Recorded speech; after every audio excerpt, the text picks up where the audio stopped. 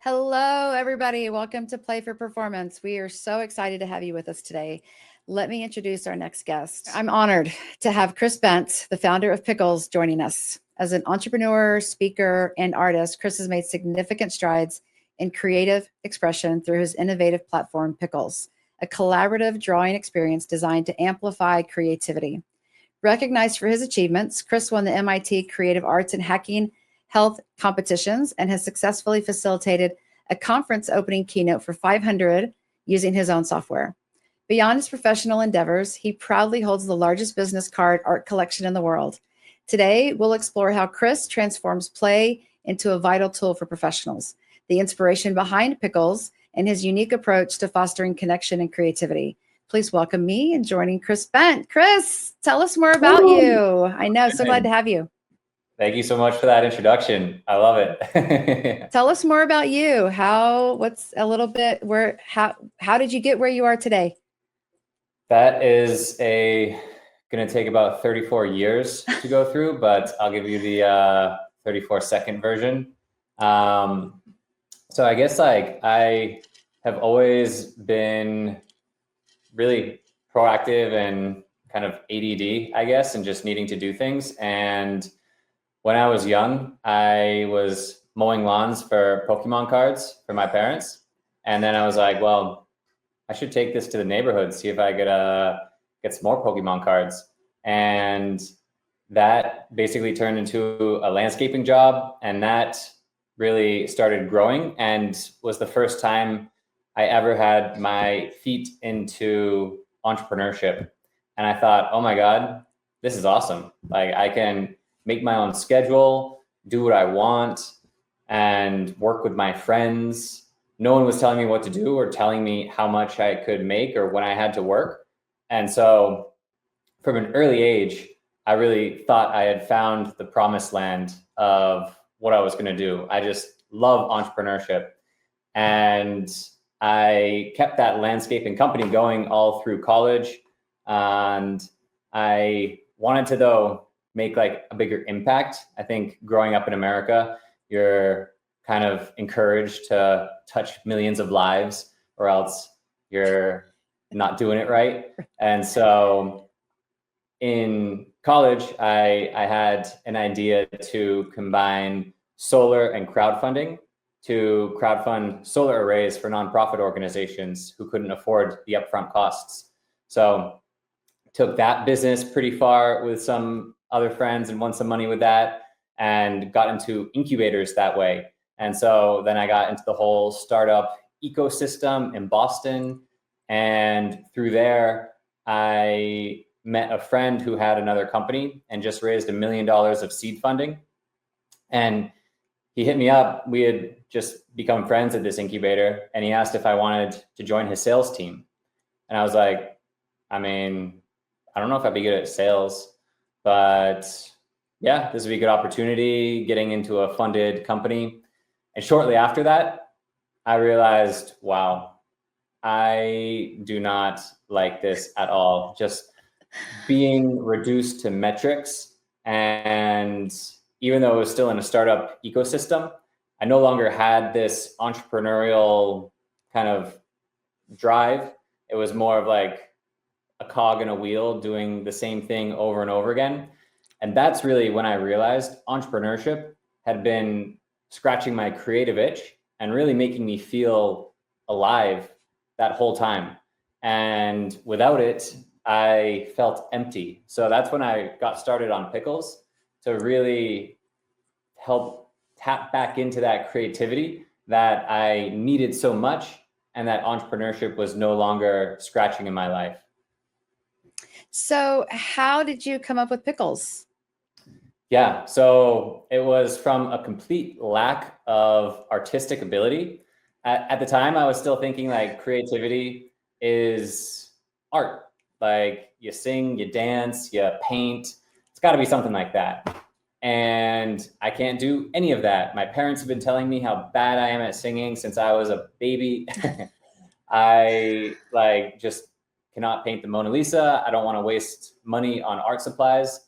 So my idea was, well, I suck at drawing, but if you give me one tiny little piece, like 1/1000th of the Mona Lisa, I can't really screw that up so bad. So me and 1,000 other people would just do our tiny little pieces, and together, all of us 1,000 people who suck at art could make something through our collective efforts that didn't take a lot of time. And also, no one felt judged for what they created because it was part of this collective group experience. And so that was the initial idea for Pickles. And where it gets the name is a combination of pictures and pixels. So that's kind of how all of these individual pixelated people coming together and creating this shared collective image really began. So I'm going to guess that a lot of my listeners are going to be like, what is he talking about? What is Pickles exactly? What do they do? Because I asked that when you and I first talked. Can you give us a brief description of what that looks like? Yeah. So I don't know if there's any screen sharing, but I won't screen share. So basically, we created this platform that allows you to customize constraints. Because one of the things I found is creativity. It's scary just looking at a blank page and having to make something. That is just paralyzing to so many people, including myself, that constraints really let creativity abound. And so the whole idea of the platform is to customize these constraints that everyone can be creative within, and then allow for everyone to express themselves in that same kind of limited box, and then have all of those come together to form some collective image. Now, it might be this kind of pieced together picture of the Mona Lisa, but we've actually been using it a lot more recently to ask questions and have people draw their answers. And that could be like, how do you feel about AI? How do you feel about your work right now? Or what does your dream house look like? And everyone has their phone to draw with their finger. So unless you have tiny little fingers, they are pretty crude and ugly drawings. That also makes it more fun and just brings down the barrier, because I think a lot of people have these expectations of perfection. And I think it's what keeps people from playing and from just expressing themselves. They have this need to, be all buttoned up and perfect all the time. And I just really want to try and break that need and just get people more comfortable expressing themselves however they feel. Yeah. And I love that. Several things that you said. Creativity is different for everybody. My creativity, I used to think that I wasn't very creative. So I started buying Lego sets to build. And the more I build, the more I feel comfortable completing what Lego people call a free build, which means I just take random pieces and try to put them together. But I love the way that you said you're giving them a smaller screen to answer a question. And then from seeing your product before, though, he then puts all of the images from all the people together in one big image. So then other people can see what their peers are drawing for what are you happy about today, or what energizes you, or whatever the question asked. They get to see other people's drawings as well. And I mentioned that I was shared one of your training exercises and got to see the drawings that they did. And I believe it was I believe it was maybe air conditioning repair or something like that. And to see these guys that probably don't engage with technology a lot, probably don't draw a lot. I'm making a lot of assumptions here, but to see the drawings that they put on this board were amazing, like an arm with muscles and, various other ways to express themselves, that I think by allowing them that space to create, it was exciting for them, and it got them engaged, and it showed them that they can be creative, even if it is that small screen on our phones. So Thank you, Chris. That's a great explanation of it. Can you give any favorite memories or moments where you were like, this was a good one? Ooh, that's a great question. I mean, one of the things about Pickles is that, like, we ask everyone to draw, but it's almost like Lego Serious Play in that you have this tactile form of expression that also gives you some time to think, but might also be pulling things out of your subconscious.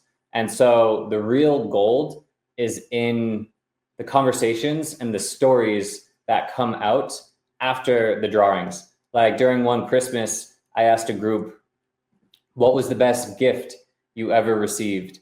And everyone is drawing, someone draws a Rubik's Cube, and I was like, oh, this is cool. And the story behind it was like, his parents grew up in like Eastern Europe during the USSR, like blockades and iron curtains everywhere. And this person's dad had like traveled across borders to get this Rubik's Cube that he had heard about. And like, it was a harrowing journey just to bring back this toy for his kid. And it's like, yeah, you don't know that just looking at the Rubik's Cube, but the story that comes out from it, like he might not have shared that otherwise, but you get to hear that. And it just feels so special to be in the room and facilitating these sort of group shares when things like that happen that are just, I think it's beautiful when people share just like memorable and important life experiences. So yeah, and it probably made him more relatable with his peers, and it reminded him of a story that made him feel really good and special and awesome. And what a great way to connect people in a workplace that we often don't get to share some of those personal stories. That's awesome. Yeah. So I'm going to take a little step back. How did winning the MIT Creative Arts and Hacking Health competitions shape your approach to entrepreneurship? That is great question.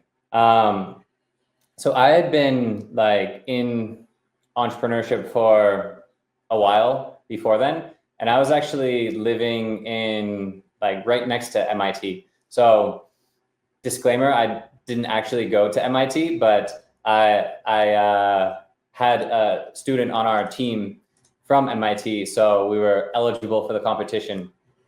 And just being there, surrounded by those innovative thinkers and all of that brain power was incredibly inspiring.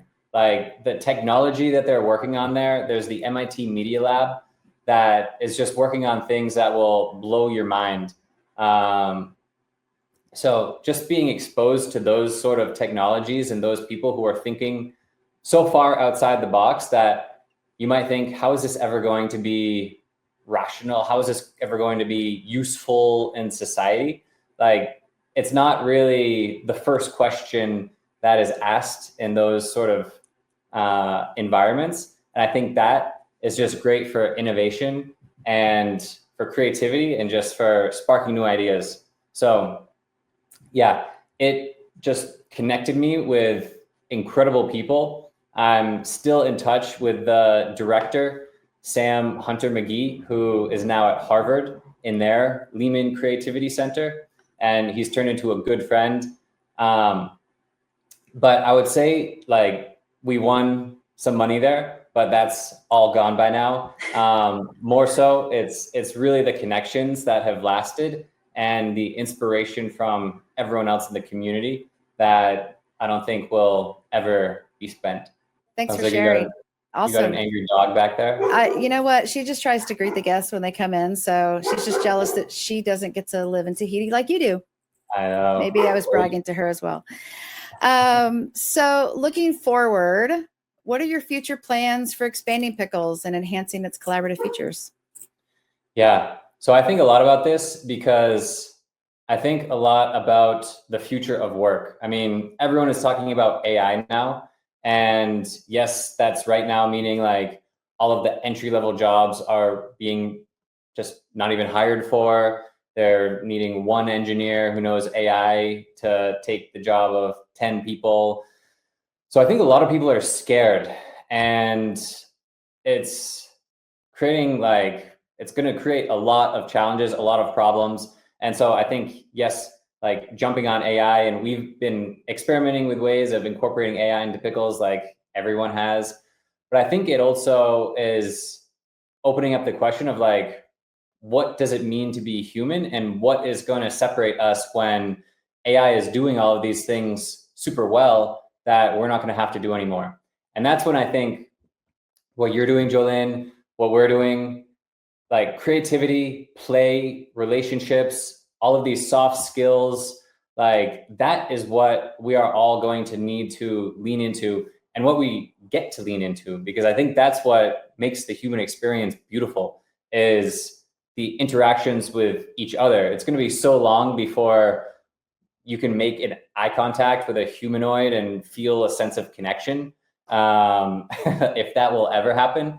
And so I think leaning into that, like human authentic experiences, tapping into our emotions, it's going to be a very long time before we figure out and even have the need for emotions. But I think like humans have also not really fully developed our emotional capabilities and emotional IQ. And so I really want to take Pickles and use it as a tool. It's not like it's really how it's used by the facilitator or the person running the session or the event or the meeting.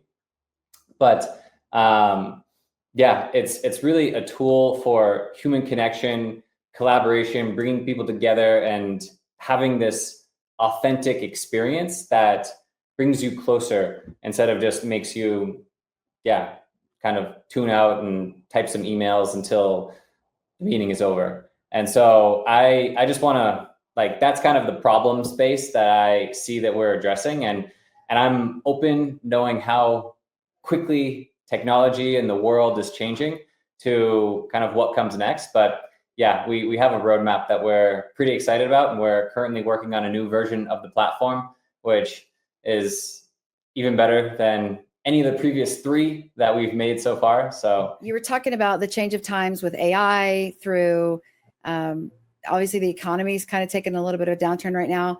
And I was speaking to another one of my guests about how when that happens, most companies stop spending on teamwork, collaboration, leadership planning, all those things, when in actuality, that's when the teams need it the most. When you've laid off, 10% of your workforce, it's important to come back and say, how's everybody feeling? Are we good? Like, I know we had to do those layoffs, but your jobs are secure. We're going to do great things, kind of reassure the troops, if you will, that we're good and we got this. And let's look at what is employee morale right now. Is it, frowny faces, or is it strong muscles being shown? What does that look like exactly? And I think what you're doing is work that I've never seen before. And it's fascinating. And it's such a collaborative way to bring people in the same space, sharing their thoughts and feelings, when, like you said, we as humans are not quite in a great place to share our feelings and emotions. But by doing it in a drawing, it kind of humbles us a little bit and puts it all on the same level, if that makes any sense. Yeah. So yeah, and I think it's really interesting that you mentioned that, because like it's almost like 2 paths that I see are companies going down: the love or the fear. Because you could look at it that way, where it's like, yeah, we just fired a third of the workforce, and now let's like come together because we're still here and we need to like pull together. But you also have the companies, which I think is more common, where it's like, we just fired a third of the workforce, so you're lucky to have your job. You could be next, so you better work extra hard. You better like not mess up, because if you do, we're clearly fine with firing whoever we want. And so like, I think that's where there's going to be a huge split coming. And I think fear works in the short term, but love works in the long term. And it's going to take longer to shake out. But yeah, it's and the way that and I appreciate the way you said it's either love or fear. And you do see those drastic opposites. And it would be nice to just maybe find a middle path where it's okay to say, yeah, it's okay that you guys are worried, you're scared or you're fearful about what's going to happen. But when we work together and when we solve these issues or problems or whatever's needed to move forward, we want you to love your work. We want you to know that we love you and that's why you're here. And to have those honest and open communications and options like this and other team building to express that, I think is so, so important right now. Yes, AI has taken over a lot of work, but it's never going to replace human interaction and human connection. And essentially that's how we get work done, is by working together, accomplishing that goal for whichever company you may be working for.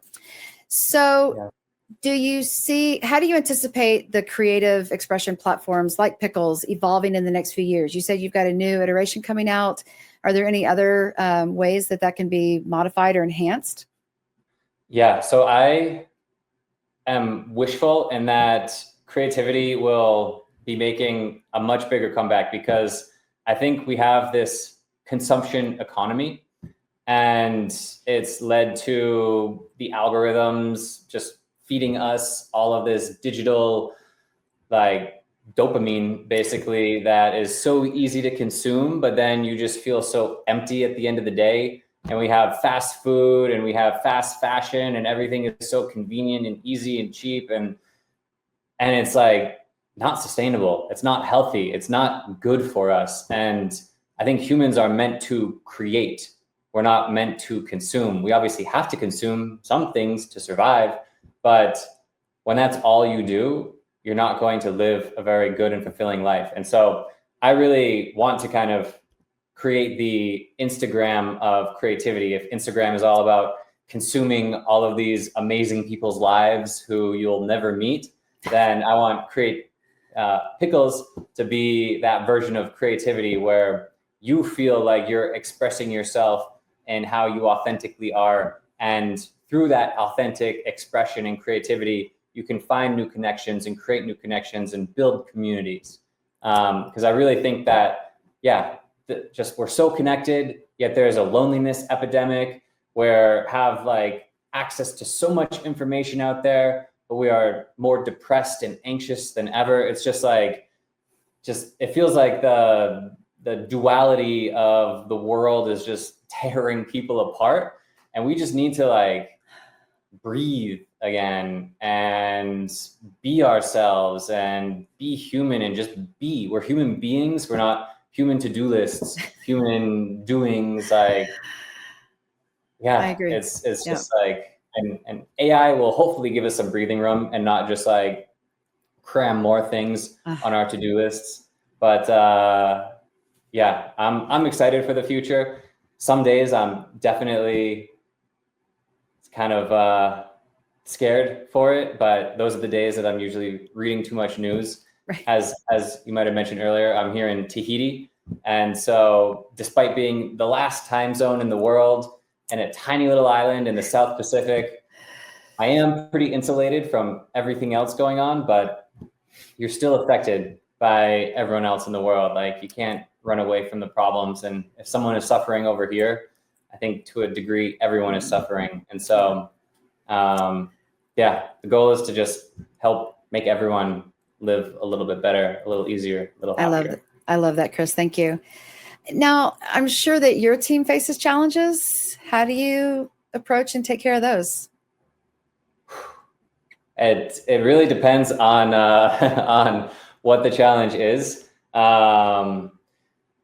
It's a great question. Like, I will, in general, to approach challenges, I would say I seek advice. I will ask the people, like Steve, who you might have on in a bit. He's a coach of mine, and he provides a great sounding board. So I think having some mentors or a personal advisory board, even if you don't have, like, I think everyone can have 2 to 5 mentors, even in an unofficial role, who you can call upon for help.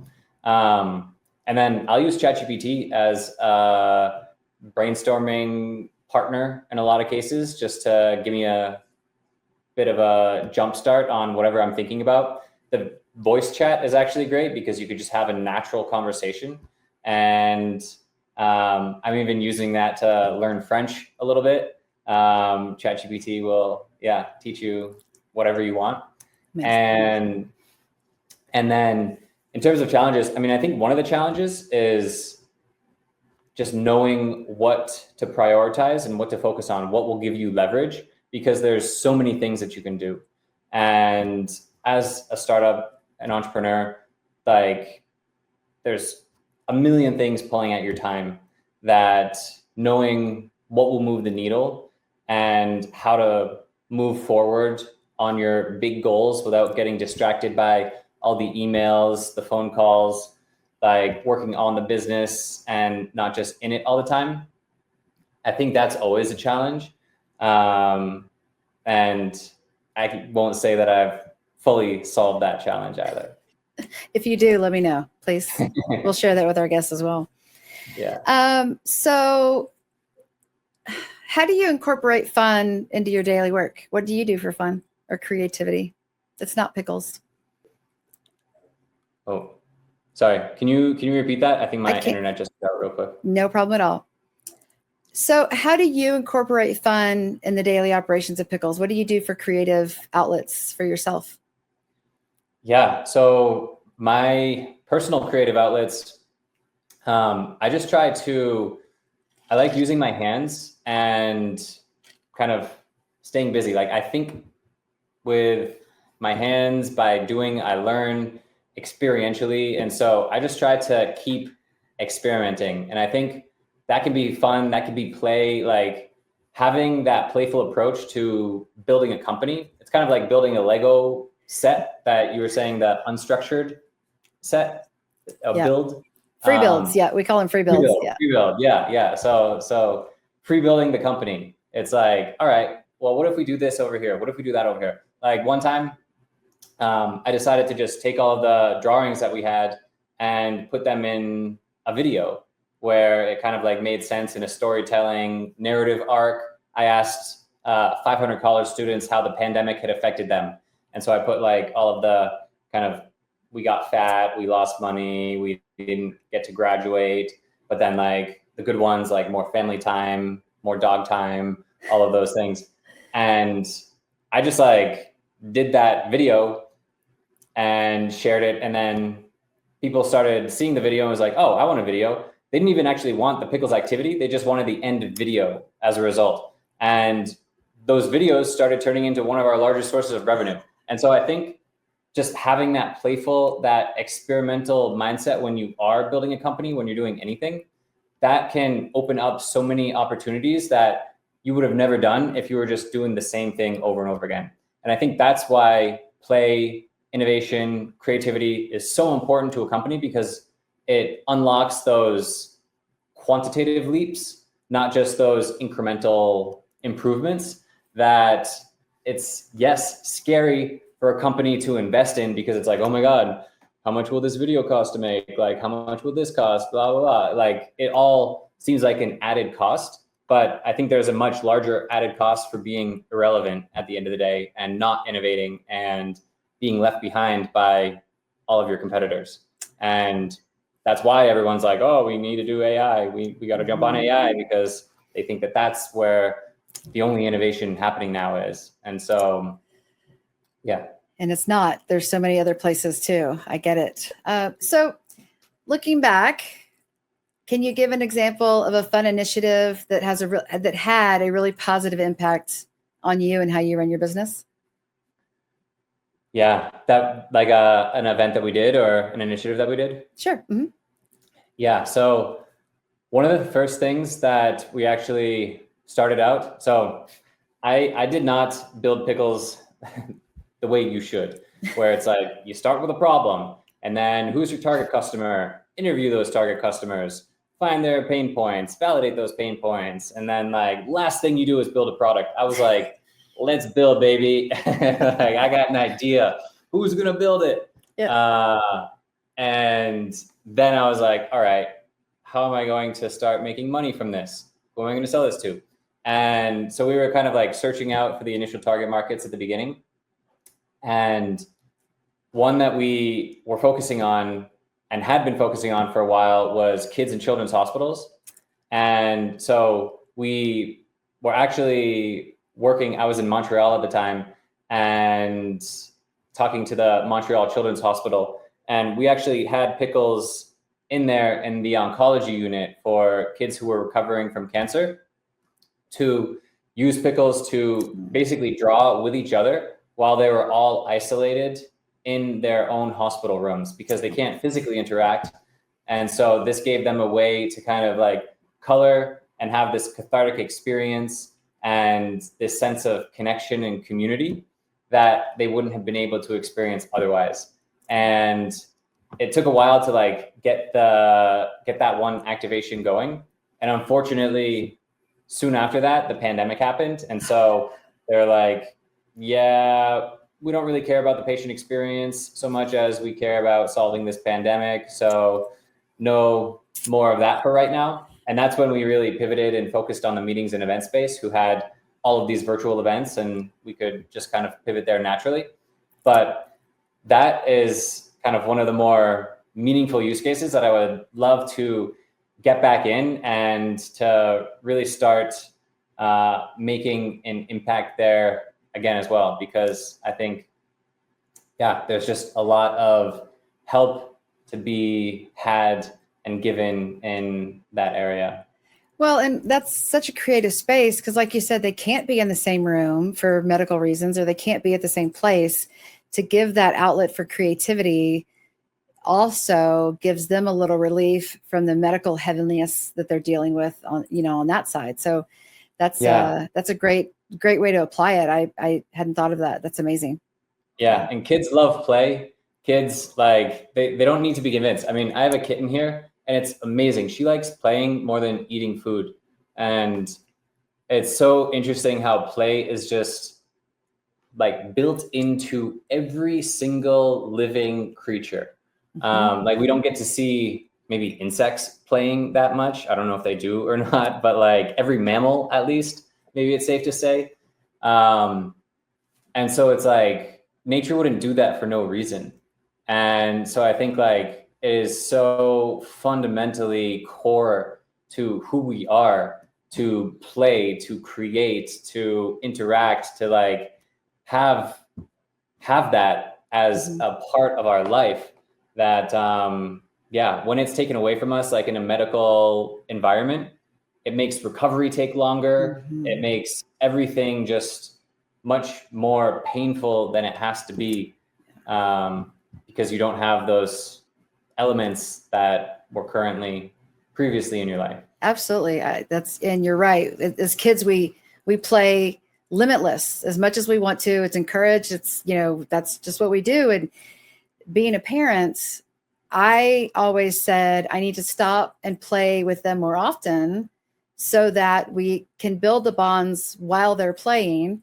And bringing that to a corporate setting, I encourage bosses and C-level leadership and those people to get just as involved as we are, as the rest of the group is, because it develops that camaraderie, the family setting, the feeling of connectedness, like we talked about earlier. So share a favorite memory of when you were designing Pickles. You said earlier about how you kind of went at it a little bit backwards. Are there any stories that you can share about any memories that you have of how did it come about, and developing it and putting it out in the world that, that kind of resonated more with you? Yeah. I mean, at first it almost like didn't even make it out into the world, because I had found a developer. Well, first I was like, it's got to be an app. And so is it going to be Android or iPhone? I decided iPhone because you don't have to design for as many devices.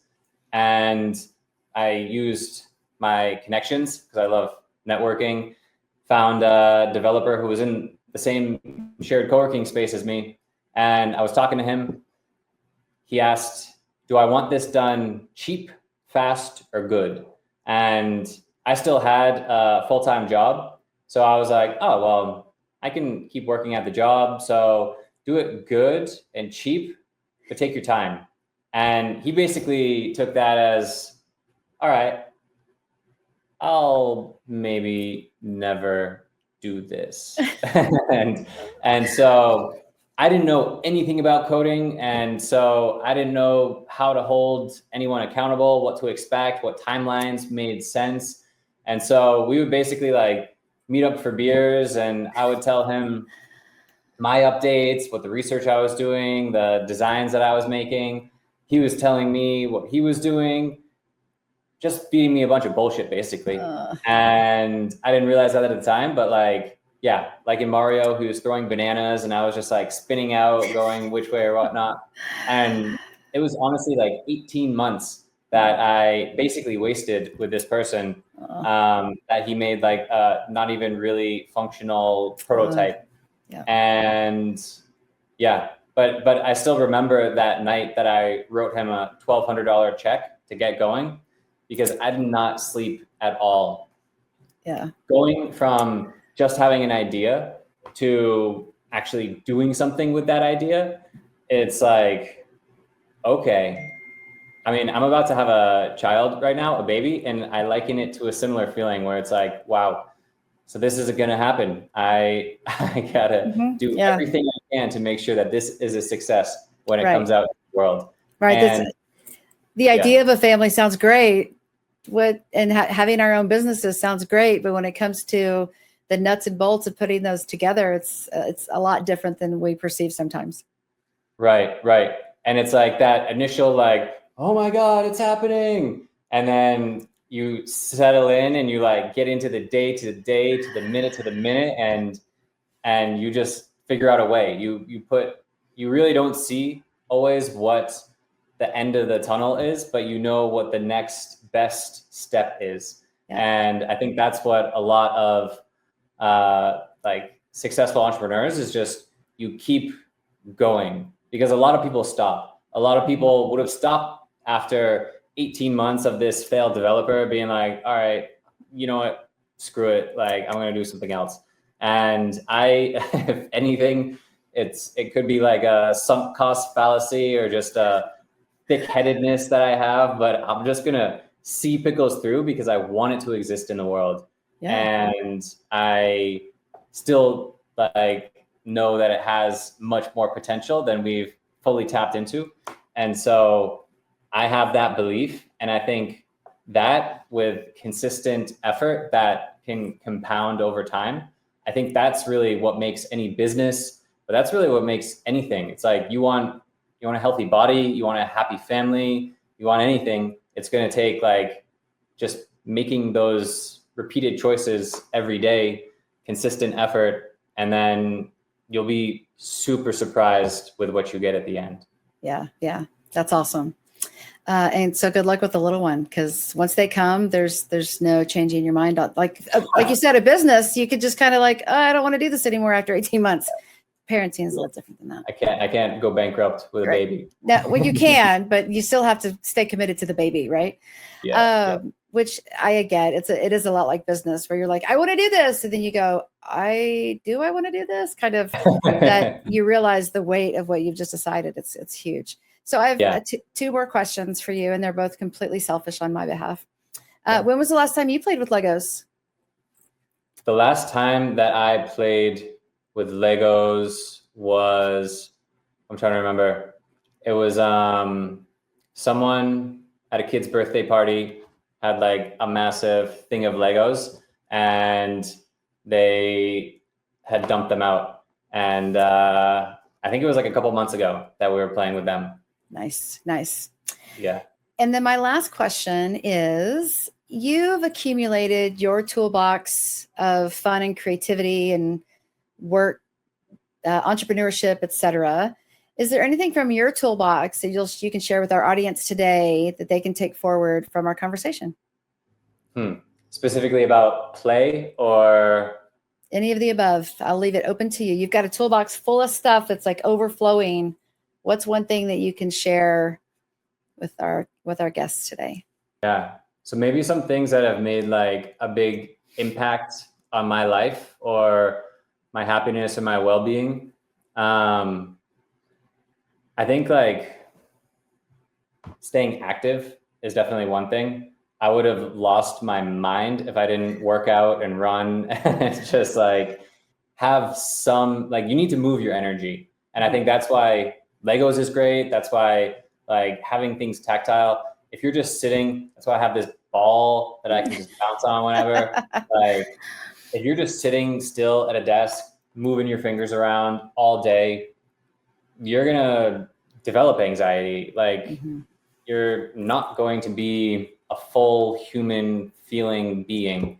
And I think like, yeah, just having that just way to whatever it is, dancing, moving, you just need to get your energy out. And I think like in the morning is a great time to do it as well. Like morning runs are just make my day better. That's awesome.